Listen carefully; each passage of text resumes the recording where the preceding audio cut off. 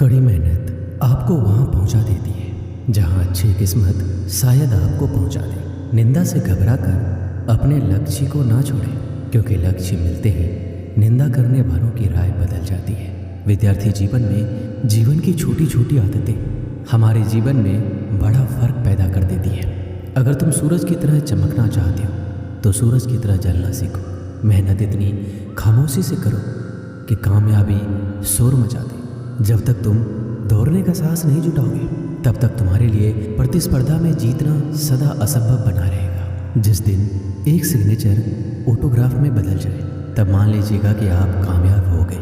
हमारा भविष्य हमारे वर्तमान पर निर्भर करता है, इसलिए अपने लक्ष्य पर काम करो। आप में शुरू करने की हिम्मत है तो आप में सफल होने के लिए भी हिम्मत है। सच्चाई वह दिया है जिसे अगर पहाड़ की चोटी पर रख दो तो बेशक रोशनी कम करे पर दिखाई बहुत दूर से भी देता है। विद्यार्थी जीवन की कड़वी सच्चाई है कि आजकल परीक्षा के परिणाम में विद्यार्थी कितना भी नंबर ला दे तब भी उसका परिवार खुश नहीं होता।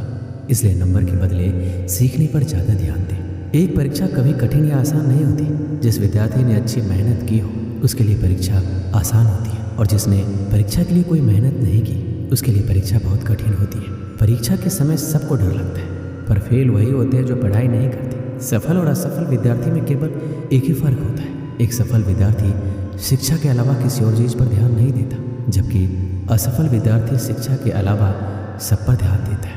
अगर आप अपने रूम में सबसे होशियार विद्यार्थी हैं तो आप गलत रूम में हैं या गलत स्कूल में हैं। एक विद्यार्थी को हमेशा यह ध्यान में रखना चाहिए कि विद्यार्थी जीवन आराम का नहीं पर मेहनत से विद्या प्राप्त करने का समय है।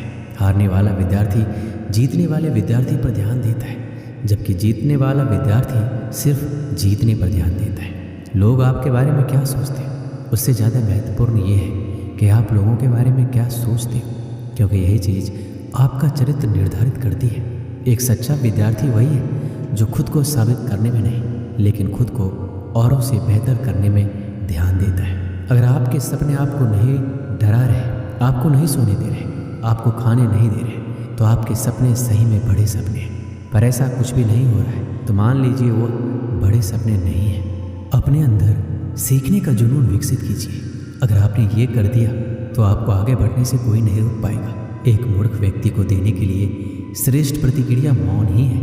महत्वाकांक्षा के बिना बुद्धिमानी ऐसी ही है जैसे पर के बिना एक पक्षी।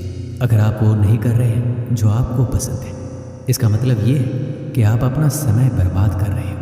अपने को परिस्थितियों का गुलाम कभी ना समझो। तुम स्वयं अपने भाग्य के विधाता बनो। एक दिन में नहीं होगा, लगे रहोगे तो एक दिन जरूर होगा। उठो, मुकाबला करो और जीतो। जीतने के लिए तुम्हें ना किसी की इजाज़त की ज़रूरत है ना किसी सिफारिश की। क्या आपने ऐसा कोई निर्णय लिया है जो वर्तमान में रिस्की है पर आने वाले समय में बेहतरीन साबित होगा? अगर आपका जवाब हाँ है तो बहुत अच्छी बात है, पर अगर ना आए तो ज़रूर सोचिए और लीजिए। परफेक्ट परिस्थिति का इंतजार मत कीजिए। आज से अपने लक्ष्य को पाने के लिए पूरी ताकत झोंक दीजिए। सफलता इंतजार से नहीं, काम करने से मिलेगी। मैं रास्ते बदलता नहीं हूँ, रास्ता बनाता हूँ। सबको दो अवसर मिलते हैं, कुछ समय की तकलीफ और लंबे समय का आराम, या कुछ समय का आराम या लंबे समय की तकलीफ। पता नहीं, अधिकांश लोग दूसरा अवसर ही चुनते हैं। बड़े निर्णय लेते हुए डरना गलत नहीं है, पर डर के कारण बड़े निर्णय ना लेना गलत है। सफलता के लिए जीनियस से कहीं ज़्यादा जरूरी है कॉमन सेंस होना। कम शिकायतें, कम बहाने, कम टाल मटोल, अधिक सफलता पाने का यही मूल मंत्र है। कभी कभी आपकी सफलता की राह में सिर्फ एक व्यक्ति बाधक होता है, वह जिसे शीशे में आप हर दिन देखते हैं। उन सभी रास्तों को छोड़ दो जो मंजिल की तरफ नहीं आते, भले ही कितनी भी खूबसूरत हो। बोलकर पछताने से ना बोलना बेहतर है। यह महत्वपूर्ण नहीं है कि आप सफल हैं या नहीं, महत्वपूर्ण ये है कि आप उतने सफल हुए हैं या नहीं जितनी आपके भीतर क्षमता थी। विद्यार्थियों के अच्छे जीवन के लिए उनको मोटिवेट करना बहुत ही ज़रूरी है, क्योंकि मोटिवेशनल उस बीमारी का दवा है जो विद्यार्थियों को उनके लक्ष्य से भटकने नहीं देता। बहुत से विद्यार्थियों की ज़िंदगी में ऐसा पल भी आता है जिस समय उनको मोटिवेशनल की बहुत ही आवश्यकता होती है, क्योंकि जब किसी बच्चे की ज़िंदगी में दुख या परेशानी होती है उस समय वो अपने तय किए गए लक्ष्य से दूर होते चले जाते हैं, और यही वह कठिन समय होता है जिसमें उनको एक अच्छी प्रेरणा और मोटिवेशनल की ज़रूरत होती है। स्टूडेंट लाइफ जीवन के हर एक ज़िंदगी से बेहतर मानी जाती है। क्योंकि इस ज़िंदगी में विद्यार्थी बिल्कुल स्वतंत्र रूप से जीवन को जीते हैं और इस समय विद्यार्थियों की एबिलिटी कार्यों को करने के प्रति बहुत ही ज़्यादा होती है। इसके साथ साथ इस ज़िंदगी में विद्यार्थी अपने आप को बहुत ही एक्टिव रखता है, जिससे वो किसी भी कठिन प्रश्न या लंबे उत्तर को आसानीपूर्वक समझ सकता है, क्योंकि यह उम्र बहुत ही चंचल माना जाता है।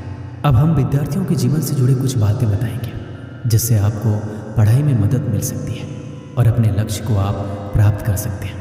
जब आप पढ़ाई करने बैठे तो अपने आसपास सभी ऐसी चीज़ों को हटा दें जो आपको ध्यान से भटका सकती है। पढ़ाई करते समय ऐसी जगह बैठे जहाँ किसी भी तरह का शोर शराबा नहीं। इसके साथ ही अगर आपके आसपास मोबाइल, टीवी हो तो उस जगह पर ना बैठें। कोशिश करें कि पढ़ने के लिए आप टेबल चेयर पर ही बैठें। इससे आप ज़्यादा देर तक पढ़ाई कर पाएंगे। और पढ़ाई करते समय फोकस बढ़ाने के लिए सबसे ज़रूरी है आप अपनी पढ़ाई के लिए एक रूटीन बना लें। टाइम टेबल बनाकर पढ़ाई की जाए तो हर चीज़ अच्छे से याद रहती है। इस टाइम टेबल को रोज़ाना फॉलो करना जरूरी है। इससे पढ़ाई समय से करने की भी आदत आसानी से बन जाएगी। साथ ही आप अच्छे से अपने स्टडी प्लान का पालन कर पाएंगे। रोज़ एक ही समय पर पढ़ाई शुरू करने की आदत हो जाएगी तो पढ़ाई पर कंसंट्रेट और फोकस करने में आसानी होगी। हर रोज़ अपने लिए एक लक्ष्य निर्धारित कीजिए। जब भी पढ़ाई करने बैठे तो अपने गोल को ध्यान रखें कि आपको आज कितना पढ़ना है। जैसे कि जब आप पढ़ाई करने बैठे तो तय कर लें कि आज आपको किन चैप्टर को पूरा करना है और इस गोल को पूरा करने के बाद ही आप अपनी जगह से उठेंगे। जब आप अपने तय किए गए स्टडी गोल्स को पूरा कर लेंगे तो आपको भी अच्छा लगेगा और रोज़ाना आप इसी तरह खुशी से पढ़ाई पर फोकस कर पाएंगे। और साथ ही साथ पढ़ाई के बीच में ब्रेक जरूरी है। कभी भी एक साथ पूरा सिलेबस ना पढ़ें। लगातार पढ़ाई करते रहने से आप लंबे समय तक कुछ भी याद नहीं रख पाएंगे। ऐसा करने से बचें। अगर आप चाहते हैं कि आपका पढ़ाई में और अच्छा फोकस हो तो इस दौरान बीच बीच में छोटे ब्रेक्स लेने चाहिए। हालांकि इन ब्रेक्स में आपको टीवी या मोबाइल चलाने से दूर रहना चाहिए। कोशिश करें कि 30 से 45 मिनट की पढ़ाई करने के बाद आपको कम से कम 5 से 10 मिनट का ब्रेक जरूर लेना चाहिए। अक्सर आपने देखा होगा विद्यार्थी पूरा दिन घर में उछल कूद करता रहता है, ज़्यादा से ज़्यादा बाहर खेलता है, लेकिन जैसे ही उसको पढ़ने के लिए बैठाया जाता है उसे आलस या सुस्ती आने लगती है और वह पढ़ाई से कतराने लगता है। आपने सुना होगा जो समय के साथ चलता है वो पूरी दुनिया जीत सकता है। समय एक ऐसा चक्र है जो रंग को राजा और राजा को रंग बना सकता है। इसलिए समय के महत्व को समझिए और उसका उपयोग कीजिए, दुरुपयोग नहीं। ये फिर लौट कर नहीं आने वाला है, इसलिए इसके साथ चलिए, ना आगे ना पीछे, केवल साथ। और आप अपने प्रति अनुशासित रहें, क्योंकि एक विद्यार्थी की पहचान उसका अनुशासन ही होता है। जब आप अनुशासित रहेंगे तब आपको यह ज्ञात होगा कि कौन सा कार्य करना आवश्यक है और कौन सा नहीं। किसी विद्यार्थी के पास अनुशासन होना ही उसकी सबसे बड़ी सीख है। आपको सोचकर परेशानी हो रही होगी कि आखिर ये मैनेज कैसे होगा। जाहिर सी बात है, परेशानी तो होगी, क्योंकि इसे भी आपको ही मैनेज करना होगा। एक बात मैं आपको याद दिला दूँ, जो काम शुरू में कष्टदायक होता है बाद में फलदायक भी होता है। इसलिए परेशानियों से घबराएं नहीं, आगे बढ़ें और उस काम को समाप्त करें। सोने के लिए भी समय निर्धारित कीजिए। प्रत्येक विद्यार्थी को कम से कम 6 से 7 घंटे तक सोना चाहिए। इससे शरीर पहले की तुलना में ज़्यादा सक्रिय रहता है, जिससे विद्यार्थी की स्मरण शक्ति में वृद्धि होती है, जो पढ़ाई दौरान ज़्यादा फायदेमंद होता है। अक्सर विद्यार्थियों द्वारा पूछा जाता है कि पढ़ाई कैसे करें ताकि मन लगे। इंसान का मन बहुत चंचल होता है, एक पल में यहाँ तो दूसरे पल में वहाँ चला जाता है। इसलिए हमें पढ़ाई करते समय इस बात का ध्यान रखना चाहिए कि नेगेटिव थिंकिंग और ऐसी किसी भी तरह की बातें हमारे मस्तिष्क में ना आए, जिससे हमारा मन डाइवर्ट हो। मन को काबू में करना बहुत बड़ा काम होता है, पर ये जो संभव कर लेता है अपनी सफलता से कभी नहीं चूकता है। इसलिए कोशिश करें मन को विभाजित करने वाली यादों से दूर रहें। ऐसा हर विद्यार्थी के साथ होता है। जब वो पढ़ने बैठते हैं तो उसके मन में कई प्रकार के विचार उनके सामने आने लगते हैं और वो धीरे धीरे उनमें खोने लगते हैं, जिससे उनका ध्यान पढ़ाई से हट जाता है। पढ़ते कुछ है, दिखाई कुछ और देता है। इसका मुख्य 2 वजह होता है। पहला, उस समय पढ़ने में रुचि नहीं है, और दूसरा, आप बहुत चिंतित हो। कोशिश करें तनाव से दूर रहने की। दोस्तों के साथ अपना ज़्यादा टाइम स्पेंड करना एक बड़ी वजह है पढ़ाई में मन ना लगने की, क्योंकि दोस्तों के साथ समय का पता नहीं चल पाता, जिससे आपके पढ़ाई का समय निकल जाता है, जो आपको बाद में चिंतन करने पर मजबूर कर देता है। सिर्फ सोच इतनी शक्तिशाली होती है जो सही और गलत में भेद कर सकती है, जो व्यक्ति को ऊपर उठा सकती है और नीचे गिरा सकती है। संसार की सबसे महंगी पुस्तक, सबसे बड़ा प्रेरक और मूल्यवान विचार आपके अंदर 1% कभी परिवर्तन नहीं ला सकते। यदि आप बदलना ना चाहें तो जो जानते नहीं इसलिए नहीं कर पाते, वह अज्ञानी है। जो सब कुछ जानते हैं फिर भी अमल नहीं करते, वो मूर्ख है। यदि हर सुबह नींद खुलते किसी लक्ष्य को लेकर आप उत्साहित नहीं हैं, तो आप जी नहीं रहे, सिर्फ जिंदगी काट रहे हैं। दूसरों की मदद करते हुए यदि दिल में खुशी है तो वही सेवा है, बाकी सब दिखावा है। आपके जीवन में कुछ ऐसे नियम जरूर होने चाहिए जिनसे आप किसी भी कीमत पर समझौता नहीं करेंगे। किसी भी व्यक्ति को ज़्यादा सुधारना चाहोगे तो आपका दुश्मन हो जाएगा। आप कभी भी नदी में कूदे बिना उसकी गहराई का अंदाज़ा नहीं लगा सकते। जब लोग छोड़ दे तब भी जीतने वाला व्यक्ति उसको छोड़े बिना उस पर लगा रहता है। यही जीतने वाले व्यक्ति और हारने वाले व्यक्ति में अंतर है। जीवन में सफल होना है तो खुद से काम करने से पहले एक प्रश्न पूछें, क्या यह सही कार्य है या सरल कार्य? सफलता के लिए कोई एलिवेटर नहीं है, आपको अपने आप ही सीढ़ियाँ चढ़नी होगी। 3 चीज़ों को बदलना बहुत ज़रूरी है, बहानों को अपने प्रयत्नों से, आलस को निश्चय से और समस्या को मौक़ों से। परिवर्तन और संघर्ष से सिर्फ एक कायर इंसान ही डरता है। सफल और हिम्मतवान व्यक्ति नहीं, अनुशासन ही सिद्धि और लक्ष्य को जोड़ने वाला पुल है। आपको सफलता चाहिए तो आपको उसकी कीमत के लिए भी तैयार रहना होगा।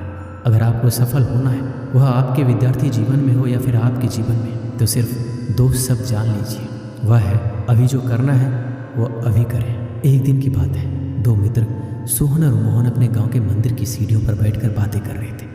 इतने में एक तीसरा व्यक्ति जतिन उनके पास आया और उनकी बातों में शामिल हो गया। तीनों दिन भर दुनिया जहाँ की बातें करते रहे। कब दिन ढला, कब शाम हुई, बातों बातों में उन्हें पता ही नहीं चला। शाम को तीनों को भूख लग गई। सोहन और मोहन के पास क्रमशः 3 और 5 रोटियां थी, लेकिन जतिन के पास खाने के लिए कुछ भी नहीं था। सोहन और मोहन ने तय किया कि वो अपने पास की रोटियों को आपस में बांटकर खा लेंगे। जतिन उनकी बात सुनकर प्रसन्न हो गया, लेकिन समस्या ये खड़ी हो गई, कुल 8 रोटियों को तीनों में बराबर कैसे बांटा जाए। सोहन इस समस्या का समाधान निकालते हुए बोला, हमारे पास कुल 8 रोटियाँ हैं, हम इन सभी रोटियों के 3-3 टुकड़े करते हैं। हमारे पास कुल 24 टुकड़े हो जाएंगे, उनमें से 8-8 टुकड़े हम तीनों खा लेंगे। मोहन और जतिन को ये बात जच गई और तीनों ने वैसा ही किया। रोटियां खाने के बाद वो तीनों उसी मंदिर की सीढ़ियों पर सो गए, क्योंकि रात काफ़ी हो चुकी थी। रात में तीनों गहरे नींद में सोए और सीधे अगली सुबह उठे। सुबह जतिन ने सोहन और मोहन से विदा ली और बोला, मित्रों, कल तुम दोनों ने अपनी रोटियों में से तोड़कर मुझे जो टुकड़े दिए, उसकी वजह से मेरी भूख मिट पाई। इसके लिए मैं तुम दोनों का बहुत आभारी हूँ। ये आभार तो मैं कभी नहीं चुका पाऊंगा, लेकिन फिर भी उपहार स्वरूप मैं तुम दोनों को सोने की ये 8 गिन्नियाँ देना चाहता हूँ। यह कहकर उसने सोने की 8 गिन्नियाँ उन्हें दे दी और विदा लेकर चला गया। सोने की गिन्नियाँ पाकर सोहन और मोहन बहुत खुश हुए। उन्हें हाथ में लेकर सोहन मोहन से बोला, आओ मित्र, ये 8 गिन्नियाँ आधी आधी बांट लें। तुम 4 गिन्नी ले लो और मैं 4 गिन्नी ले लेता हूँ। लेकिन मोहन ने ऐसा करने से इनकार कर दिया। वो बोला, ऐसा कैसे? तुम्हारी 3 रोटियाँ थी और मेरी 5। मेरी रोटियाँ ज़्यादा थी, इसलिए मुझे ज़्यादा गिन्नियाँ मिलनी चाहिए। तुम 3 गिन्नी लो और मैं 5 लेता हूँ। इस बात पर दोनों में बहस छिड़ गई। बहस इतनी बढ़ी, मंदिर के पुजारी को बीच बचाव के लिए आना पड़ा। पूछने पर दोनों ने एक दिन पहले का किस्सा और सोने की गिन्नियों की बात पुजारी को बता दी। साथ ही उसने निवेदन किया कि वो कोई निर्णय ले, जो भी वो निर्णय करेंगे उन्हें स्वीकार होगा। यूँ तो पुजारी जी को मोहन की बात ठीक लगी, लेकिन वो निर्णय में कोई गलती नहीं करना चाहते थे, इसलिए बोले, अभी तुम दोनों ये गिन्नियाँ मेरे पास छोड़ जाओ। आज मैं अच्छी तरह सोच विचार कर लेता हूँ। कल सुबह तुम आना, मैं तुम्हें अपना अंतिम निर्णय बता दूंगा। सोहन और मोहन सोने की गिन्नियाँ पुजारी जी के पास छोड़कर चले गए। देर रात पुजारी जी गिन्नियों के बंटवारे के बारे में सोचते रहे, लेकिन किसी उचित निष्कर्ष पर नहीं पहुंच सके। सोचते सोचते उन्हें नींद आ गई और वो सो गए। नींद में एक सपना आया। उसे सपने में भगवान दिखाई पड़े। सपने में उन्होंने भगवान से गिन्नियों के बंटवारे के बारे में पूछा तो भगवान बोले, सोहन को 1 गिन्नी मिलनी चाहिए और मोहन को 7। ये सुनकर पुजारी जी हैरान रह गए और पूछ बैठे, ऐसा क्यों प्रभु?